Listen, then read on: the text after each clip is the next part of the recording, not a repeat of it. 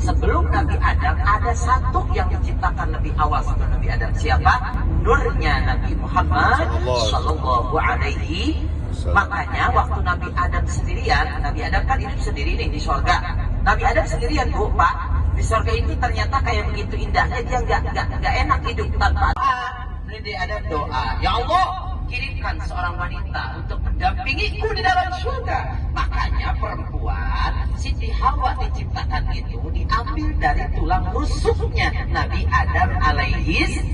Datang lagi lagu terbaru Rita Sugiarto, katanya diriku tercipta dari tulang rusukmu yang hilang satu. Itu lagu Rita Sugiarto, album ke-7 ya, album ke-kiri, lagu terbaru banget itu ya. Nyatanya gitu. Jadi lagu itu sebetulnya ongkoh cenah awet tadi jieun tina tulang rusuk lalaki, tapi kunaon awet teh sok nyeri ulah laki. Tah gitu itu lagu eta teh. Ya, saya tuh seni jiwanya. Jadi saya hafal lagu-lagu yang masuk akal saya hafalin, Bapak Ibu, maaf. Sebab banyak lagu yang nggak masuk di akal, Pak. Ada lagu yang fitnah mulu. Ada lagu yang sampai sekarang fitnah. Indung-indung Siti Aisyah mandi di kali rambutnya basah, sahan ngintip itu.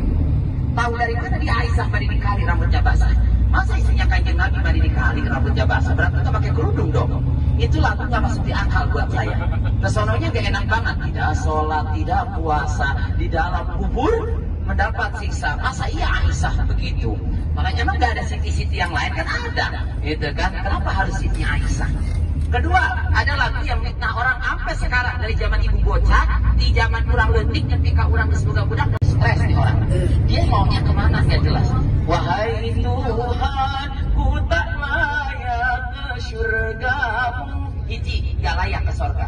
Namun tak pula aku sanggup ke nerakamu. Ke neraka gak sanggup, jadi hayangnya ke mana? Jadi itu orang maunya kemana? Ke surga gak layak, ke neraka gak sanggup, jadi hayangnya ke mana? Jadi bingung gitu aku. Ya, makanya hidup kudu danta ya. Kalau tadi lagunya jelas.